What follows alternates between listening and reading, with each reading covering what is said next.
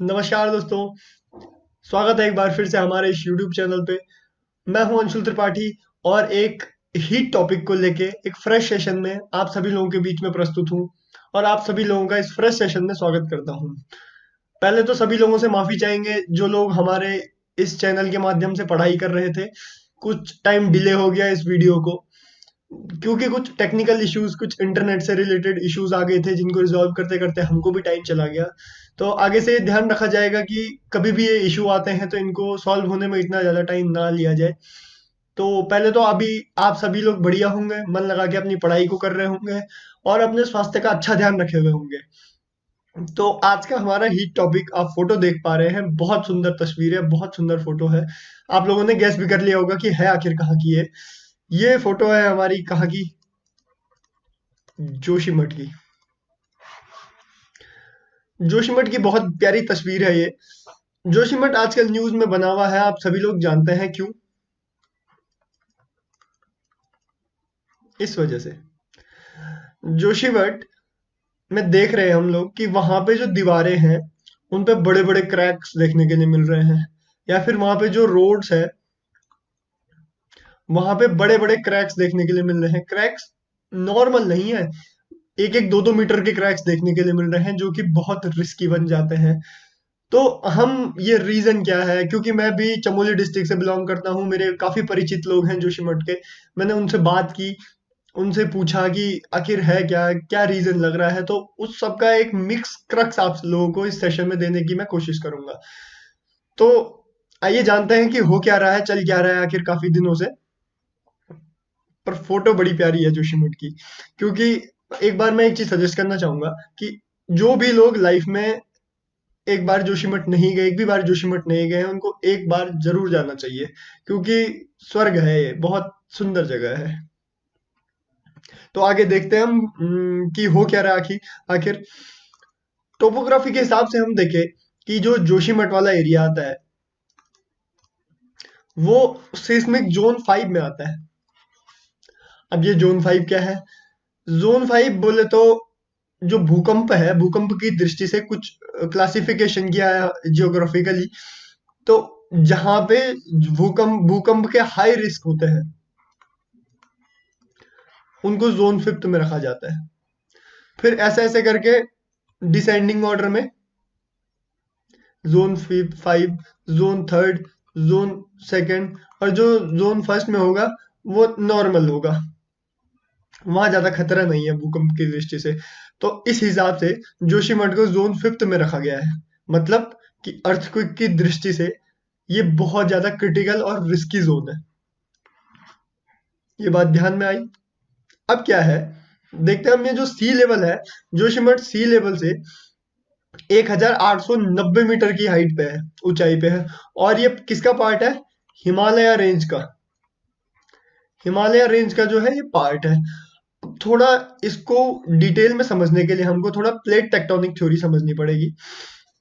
Plate tectonic theory generally है क्या? जो हमारा पूरी दुनिया है, वर्ल्ड है, ये अलग अलग प्लेट्स में डिवाइड है। बहुत टाइम पहले क्या था, ये अलग अलग प्लेट्स थी और ये मिलके जो हम आज की डेट में मैप देखते हैं, ये मैप ऐसा कुछ बना हुआ है। एग्जाम्पल देखिए, जो हमारा इंडिया है का जो ये नॉर्दर्न प्लेन से नीचे वाला पार्ट है, ये वाला, ये इंडियन प्लेट कहा जाता है। और जो ये ऊपर का नॉर्थ वाला एरिया है, नॉर्दर्न प्लेन कहा मैंने, नॉर्थ वाला नहीं, नॉर्दर्न प्लेन बोले तो ये प्रॉपर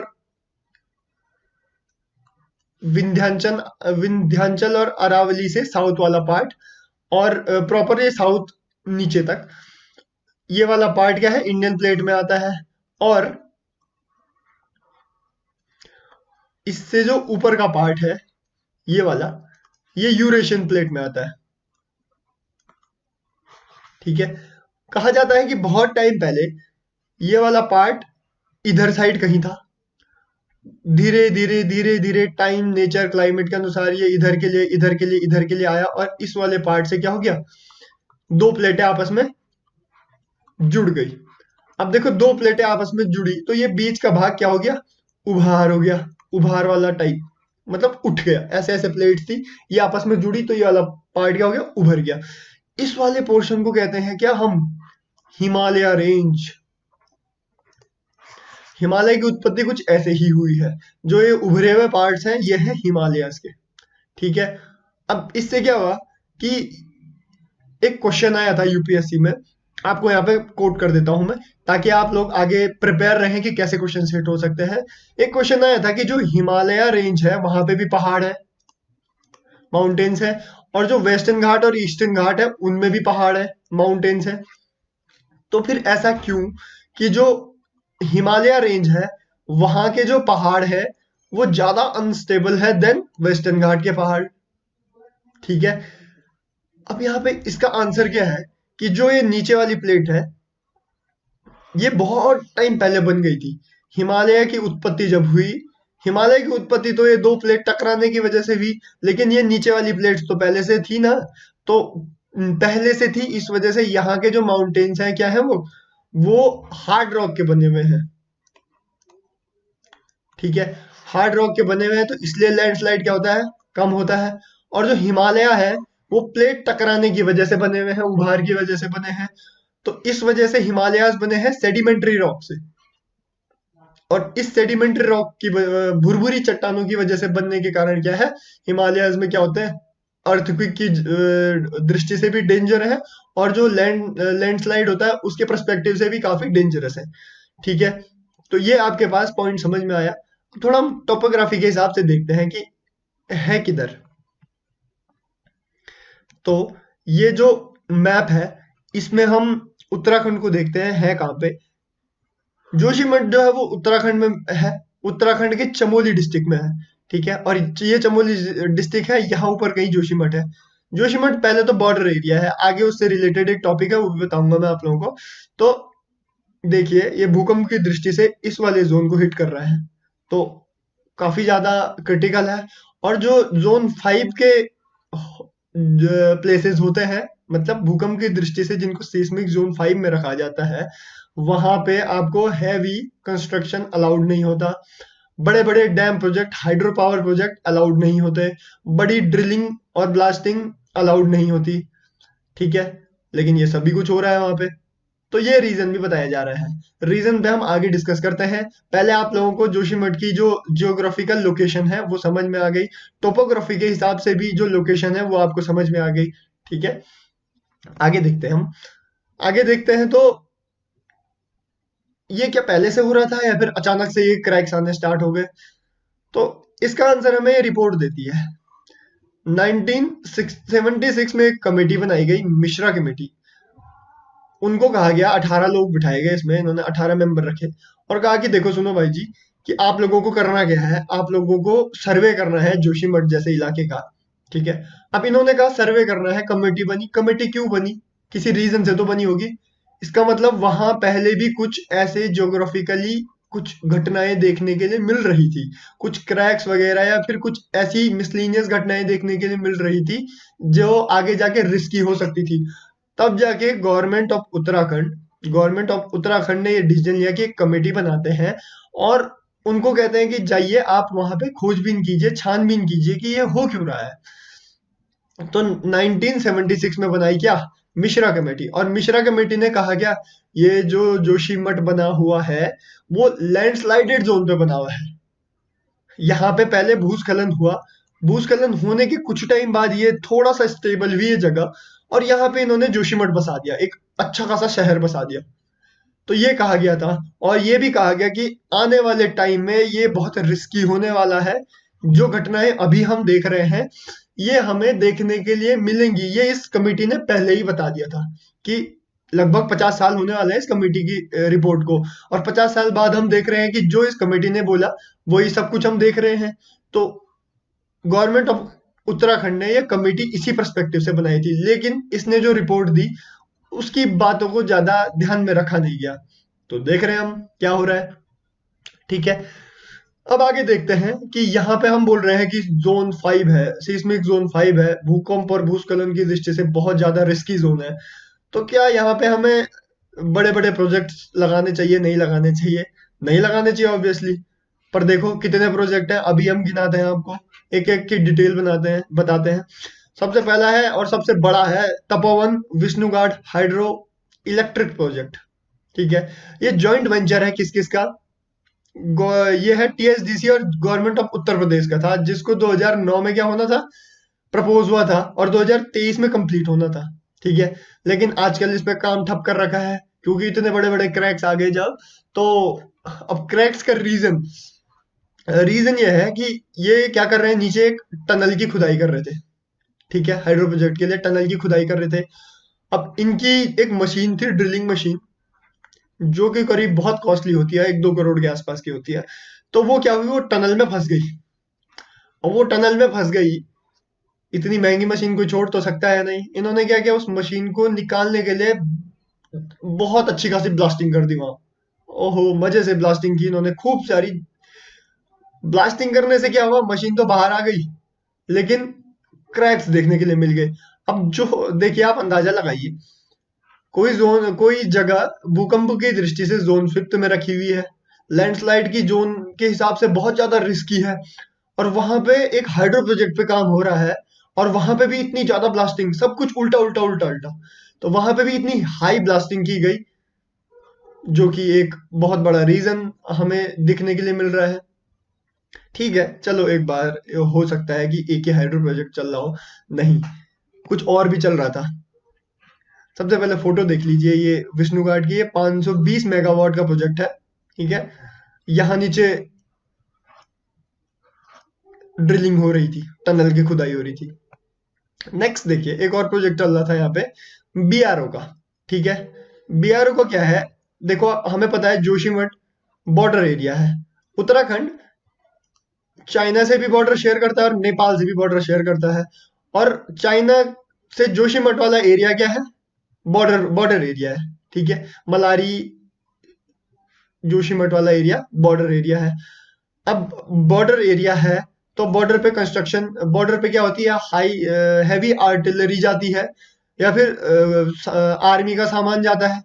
तो वो क्या हो रहा था, सिटी से होके जा रहा था, और सिटी में इतनी ज्यादा चौड़ी रोड ना होने के कारण क्या, जाम लग रहा था, क्योंकि वहां पे लोकल्स भी हैं और पब्लिक ट्रांसपोर्ट भी अच्छे खासे चलते हैं, तो इस वजह से वहां पे जाम लग रहा था। तो एक नया प्रपोजल प्रपोज किया बीआरओ के अंडर, बॉर्डर रोड ऑर्गेनाइजेशन के अंदर, कि आप लोग क्या कीजिए, जोशीमठ सिटी को बाईपास कीजिए। मतलब ये जो हैवी आर्टिलरी है या फिर कुछ भी चीज है, ये हमें सिटी से होके ना ले जानी पड़े, बाहर हम क्या कर लें, बॉर्डर तक पहुंचा ले। उसके लिए 6 किलोमीटर लंबा ये बाईपास चल रहा था काम, जो कि बनने वाला था हेलंग से क्या, मारवाड़ी के बीच में। ठीक, हेलंग से मारवाड़ी के बीच में बाईपास बन रहा था, इस पे भी बहुत ज्यादा पेड़ कटे, बहुत ज्यादा ब्लास्टिंग हुई, जिस वजह से क्या, ये भी लाइमलाइट में आया कि क्या ये भी एक रीजन हो सकता है जो ये क्रैक्स पड़ रहे हैं। ठीक है, तो ये दूसरा पॉइंट हमको ध्यान में रखना है। इसकी भी एक फोटो होगी मेरे पास, हाँ जी देख लीजिए। यहाँ पे देखिए, ये बाईपास प्रोजेक्ट चल रहा है। ठीक है, ये एनएच ध्यान में रखने के लिए है, क्योंकि दिल्ली से और माना विलेज को जोड़ने वाला एनएच कौन सा है, NH58। ये आपके पास क्या, शॉर्ट जो वन लाइनर क्वेश्चंस आते हैं उसमें एग्जाम में हिट होते हैं ये। ठीक है, जैसे एनएच हमारे पास 109 है, एनएच हमारे पास 94 है। ठीक, तो ये आपको याद रखने हैं, आप लोग इसका स्क्रीनशॉट ले सकते हो, अदरवाइज मैं चैनल पे तो अपलोड कर ही देता हूँ ये पीडीएफ। ठीक है, नेक्स्ट है, एक और प्रोजेक्ट था, ये भी बड़ा लाइमलाइट में रहा, इस पे तो बहुत ज्यादा हल्ला हुआ है, चार धाम प्रोजेक्ट, बद्रीनाथ हाईवे, चार धाम प्रोजेक्ट। आप देख रहे हैं, हमारे जो उत्तराखंड में है चार धाम, उत्तराखंड के चार धाम बद्रीनाथ, केदारनाथ, गंगोत्री और यमुनोत्री, इन सबको आपस में कनेक्ट करने के लिए क्या, एक all weather road project launch किया गया। रोड प्रोजेक्ट, इसका मोटिव ये था कि हम चारों धामों को कनेक्ट करेंगे 4 लेन सड़क से, क्योंकि जब भी यात्रा आएगी, हमारे उत्तराखंड में यात्रा सीजन स्टार्ट होता है, उस टाइम पे हमें जाम ना देखने के लिए मिले। मतलब पब्लिक ट्रांसपोर्ट और जो पर्सनल व्हीकल है वो जाम में ना फंस जाए। तो इसीलिए बहुत चौड़ी लेन बना देंगे हम, चार, 1 2 3 4, एक साथ कम से कम 4-5 गाड़ियां स्पीड से निकल सकती हैं। अब ये प्रोजेक्ट तो बहुत अच्छा था, चलो प्रपोजल आया, इस पे काम भी शुरू हुआ। लेकिन काम शुरू होने के साथ साथ इस पे बहुत ज्यादा, पहले ही हमारी सेडिमेंट्री रॉक्स है, भुरभुरी चट्टाने हैं, जो मतलब एक ब्लास्टिंग पे लगभग पूरा पहाड़ नीचे बह जाता है। वहां पे कंटिन्यूस इतने पेड़ काटे गए, सिंगल लेन, सेकंड लेन, थर्ड लेन, फोर्थ लेन, सोचो कितना ज्यादा खनन हुआ, कितने ज्यादा कटिंग भी है पेड़ों की, जिसकी वजह से मिट्टी ढीली हो गई। ठीक है, सॉइल इरोजन पढ़ते हैं हम। तो चार धाम यात्रा का प्रोजेक्ट भी लाइमलाइट में आया कि क्या ये भी रीजन हो सकता है कि हमारे यहाँ पे क्या ये क्रैक्स देखने के लिए मिल रहे हैं, इतनी ब्लास्टिंग हुई है क्योंकि। ठीक, तो एक ये प्रोजेक्ट भी था, इसकी भी एक फोटो होगी। ये देखिए, यमुनोत्री, गंगोत्री, केदारनाथ और बद्रीनाथ, इन चारों धामों को 4 लेन से जोड़ने का प्रोजेक्ट है। जनरली इस पे लगभग काम पूरा हो गया है, और कभी कभी बीच में कुछ दिक्कत आती है तो काम चलता रहता है। ठीक है, एक और बड़ा प्रोजेक्ट है, इस पे जनरली आप सवाल भी खड़ा होने लग गया। सवाल इसलिए खड़ा हो रहा है कि टनल प्रोजेक्ट है ये भी एक, चार धाम टनल प्रोजेक्ट। ये है ऋषिकेश टू कर्णप्रयाग तक का मेन प्रपोजल इतना है, लेकिन ये कनेक्ट किस किस को करता है पहले ये देख लेते हैं हम। ये कनेक्ट कर रहा है हमारे, देखो, लश्कर से, लक्सर से, सॉरी, लक्सर से ऋषिकेश, ऋषिकेश से देवप्रयाग, श्रीनगर, रुद्रप्रयाग, गोचर, कर्णप्रयाग होते हुए, सैकोट होते हुए जोशीमठ, बद्रीनाथ। देख ली, ये वाला प्रोजेक्ट है। देखिए कैसे टनल बनी हुई है। इस प्रोजेक्ट में जनरली क्या है, देखिए, इस प्रोजेक्ट में 17 टनल है अभी, और 35 ब्रिजेस हैं, 35 पुल बनाए गए हैं, और अभी तक 17 टनल है।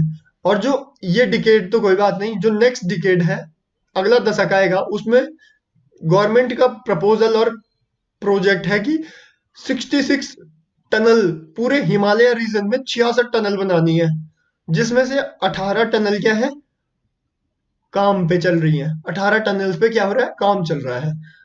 देखिए बहुत ज्यादा यहाँ पे क्या हो रहा है, ड्रिल हो रहा है, बहुत ज्यादा यहाँ पे ब्लास्टिंग हो रही है। यही सब रीजंस है जिसकी वजह से क्या हो रही है, हमें ये सब चीजें, ये प्रॉब्लम्स देखने के लिए मिल रही हैं। देखिए 4 प्रोजेक्ट हो गए, कितने बड़े बड़े प्रोजेक्ट हैं जो एक साथ एक ही रीजन, हिमालय रीजन में चल रहे हैं। ठीक है, तो ऐसी दिक्कत अभी तो जोशीमठ में देखने के लिए मिली है, आगे हमें कहीं भी देखने के लिए मिल सकती है, क्योंकि हिमालय रीजन बहुत सेंसिटिव जोन है, और वहां पे आप इतना हैवी कंस्ट्रक्शन करेंगे, हाइड्रो पावर्स, हाइड्रो प्रोजेक्ट्स लगाएंगे, तो ये वहां की जमीन के लिए भी और वहां रहने वाले लोगों के लिए भी, आप एक तरफ से डेवलपमेंट तो कर रहे हैं, लेकिन वो सस्टेनेबल नहीं कर रहे हैं। ठीक है, तो एक प्रोजेक्ट ये भी लाइमलाइट में बना रहा। ठीक है, नेक्स्ट एक और प्रोजेक्ट है, इसमें तो हमने बहुत तबाही देखी है। फरवरी के आसपास, फरवरी में क्या हुआ था कि चमोली डिस्ट्रिक्ट के जो ऋषिगंगा हाइड्रो प्रोजेक्ट चल रहा था, वहां हमने देखा कि एक ग्लेशियर टूट गया, और ग्लेशियर टूटने की वजह से एक झील बन गई। ठीक, ये झील जब टूटी तो फरवरी 2021 में हमने क्या देखा, ऋषिगंगा में बाढ़ देखी, ऋषिगंगा में बाढ़ देखी, और उस बाढ़ से पता नहीं कितने लोग मर गए, कितने लोगों का घर उजड़ गया, पता भी नहीं चला, क्योंकि एक लिमिट तक ही हम खुदाई कर पाए, ढूंढ पाए। उसके बाद जो लोग टनल में फंसे हुए थे उनको कोई अता पता नहीं है कि कौन कहाँ चला गया। ठीक है, तो ये भी एक बहुत बड़ा रीजन था। ये भी अपने आप में, एक तो सबसे बड़ी बात, उस दिन शायद संडे था, उस दिन संडे था, इस वजह से क्या था, लेबर कम था, जो लोग वहीं रहते थे वही लोग थे। अदरवाइज अगर उस दिन क्राउड होता वहां पे, तो न जाने कितने लोग बह जाते, कितने लोग चले जाते, पता भी नहीं चलता। तो ये भी एक बड़ा प्रोजेक्ट था, और नेचर ने बता दिया था कि यहाँ ये बहुत सेंसिटिव जोन है, यहाँ इतनी ज्यादा ड्रिलिंग मत करो, इतना ज्यादा कंस्ट्रक्शन ना करें। ठीक है, तो ये सब रीजन है। देखिए ये फोटो देखिए आप, आपने जनरली यूट्यूब पे ये वीडियो देखा होगा, अवेलेबल है आराम से, आप ऋषिगंगा प्रोजेक्ट आप यूट्यूब पे सर्च करेंगे तो आपको मिल जाएगी, वो पूरी प्रॉपर तबाही की वीडियो है। ठीक, तो ये वाला प्रोजेक्ट था जोशीमठ के एरिया में। ठीक है, अब जैसे मैंने आपको कहा कि मैं चमोली डिस्ट्रिक्ट से बिलोंग करता हूँ, वहां आसपास काफी परिचित लोग से, उनसे पूछा, उन लोगों का कहना है कि क्रैक्स भी हैं, आ रहे हैं, रिस्की जोन भी है, लेकिन गवर्नमेंट का भी सपोर्ट देखने के लिए उतना खास दिखा नहीं है। लोगों ने बड़ी मुश्किल से वहां पे मकान बनाए, अपनी पूरी लाइफ की पूरी पूंजी खर्च करके मकान बना दिए। अब वहां पे ऐसी कुछ देखने के लिए मिल रहा है, लोगों को अपना घर छोड़ना पड़ रहा है, अपने घर छोड़ के कहीं और रहना पड़ रहा है। आप किसी दूसरे के घर कितने दिन रह लोगे? जिसने अपने घर में सामान जोड़ा हुआ था, वो कितना सामान खाली कर लेगा, जब तक उसको एक परमानेंट स्टेबल ठिकाना नहीं मिल जाता रहने के लिए। तो ये सब कुछ चीजें हैं जो गवर्नमेंट को ध्यान में रखनी चाहिए। गवर्नमेंट आगे जरूर इनिशिएटिव ले, ताकि जो लोग वहां पे अपना घर खोने की कगार पे खड़े हैं, उनको थोड़ा सा क्या हो, राहत मिले। तो गवर्नमेंट से भी हमारी रिक्वेस्ट है, और आप सभी लोगों से भी रिक्वेस्ट है कि आप लोग इसको एग्जाम के पर्सपेक्टिव से तैयार कीजिए।